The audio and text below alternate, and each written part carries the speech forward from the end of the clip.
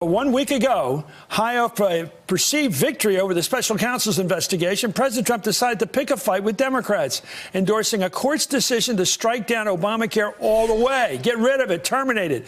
And last night he capitulated, however, by tweeting, "The Republicans are developing a really great health care plan with far lower premiums and deductibles. Vote will be taken right after the election when Republicans hold the Senate and win back the House. It will be truly great health care that will work for America." Well, today he was asked why reverse course. I wanted to delay it myself. I want to put it after the election because we don't have the House. So even though the health care is good, really good, it's much better than when the plan comes out, which we'll be showing you at the appropriate time. It's much better than Obamacare. So when the plan comes out, you'll see it. Does anybody believe he's a great salesman? But does anybody believe this guy, the president, has a health care in mind at all? Anyway, privately, the quest to push for an alternative now ahead of the 2020 presidential election got an icy reception from fellow Republicans in the Congress. According to Axios, House Minority Leader Kevin McCarthy told Trump over the phone that the decision to fight this issue out now made no sense. Well, earlier today, Senate Majority Leader Mitch McConnell told reporters that he and the president are finally on the same page. Is there distance between you, President, on what he wants to do on health care and where you see the health care debate standing right now? Yeah, not any longer. We had a good conversation yesterday afternoon, and I pointed out to him the Senate Republicans' view on dealing with comprehensive health care reform with the Democratic House of Representatives. Notice how the Republican guys pull back the two senators there from him there. They don't want to be in that picture. Democrats were not quite as forgiving, however. Take a look. Translation, they have no health care plan. It's the same old song they've been singing. They're for repeal. They have no replace. President Trump confirmed that he will hold Americans hostage through the 2020 election when it comes to health care. This is his secret plan. They're not going to pass it until after the 2020 election.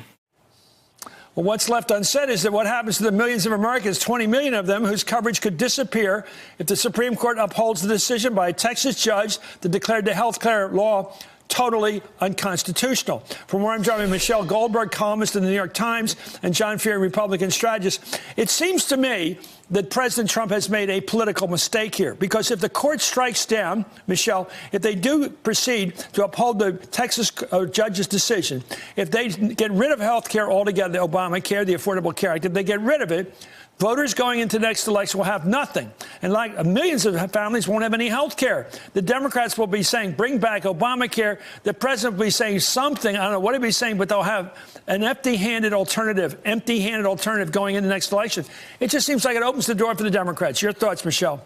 I think that's true. And even if the Supreme Court doesn't strike down Obamacare, we still, they're still going, Democrats will still be able to say going into the 2020 election, to be able to say truthfully, this election is about whether or not Donald Trump is going to take away your health care, right? Donald Trump has all but said it. If we win, Obamacare is toast. And so given the fact that you've seen, kind of furious uprisings whenever Donald Trump has threatened to do this in the past, there was huge opposition to the Republican health care bill. It was a major issue in the midterms. It motivated people to get out.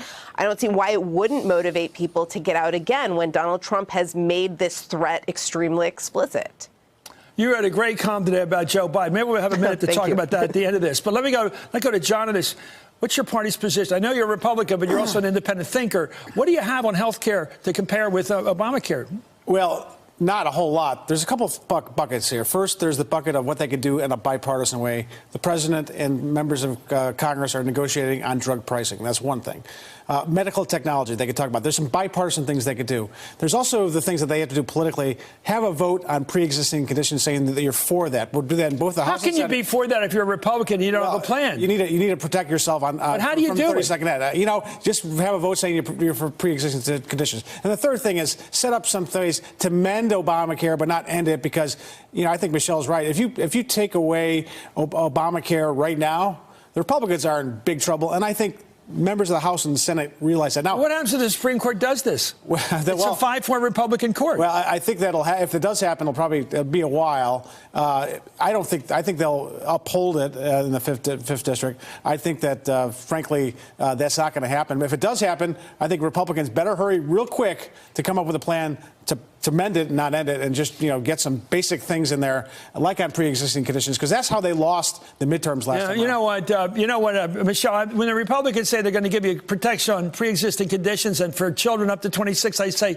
that's like promising a really good air conditioning in a car you're not going to give me. I mean, what does it mean? You're going to give me this pre-existing condition without a plan that it would be part of? Well, there is no plan. Right. I mean, yes. So, of course, everybody's going to say that they're for pre-existing conditions. But it's not just kind of guaranteed coverage for pre-existing conditions. It's also guaranteed that those premiums won't be astronomical. Right. That's and the idea. so, and I don't even think that they are making that promise, even if that promise would be empty. Well, the two parties seem to have strong emotional issues. For Democrats, because, I mean, part of it is that more women vote Democrat. There's a lot of reasons for this, but health care is so high with the Democrats. Illegal immigration is the Republican health care issue. They get so angry, so hot on it. The emotional issue, I think the voters connect with. They say, I get it. If I don't like illegal immigration, I'll vote for the Republicans. If I want health care protection, I'll vote Democrat. Is that fair? Well, because of the party's emotions? Listen, I worked for several members of Congress that worked really hard on health care. There's ways you can make incremental progress without being so vulnerable to this whole charge. Aren't they against it as principle? Well, there's a history where Republicans had some concerns about Medicare being socialist, for example. I know. But now, Reagan said that about Medicare. But now you got to deal with the reality of where we are right now. And the thing is, not just Democrats like health care. Republicans like health care, too. So it's in the Republicans' interest to come up with plans that work in the marketplace. I'll tell you what they do like. They like Medicare. They're right. Because everybody likes Medicare. Because finally, when you get old, you get something. For once, you get something. Anyway, President Trump has been all over the map on health care. Let's take a look. And the health care, the plan is terrible. It's terrible. And we're going to take care of everybody.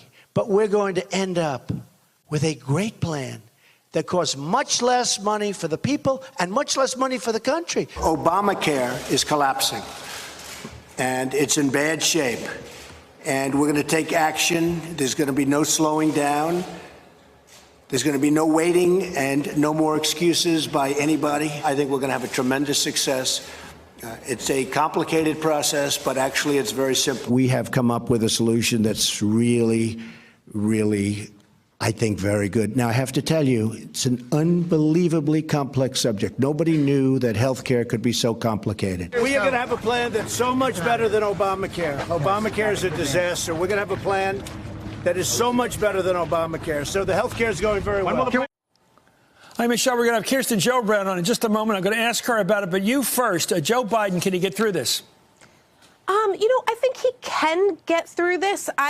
Like I wrote in my column, I'm not sure that somebody who is so out of step with where the sort of energy in the Democratic Party is needs to get into this race and sort of swim against the tide, right? I don't think this wasn't really a Me Too story. It was a story about ignoring boundaries and I think being unaware of changing norms and maybe how other people react to what he thought was a friendly, affectionate touch.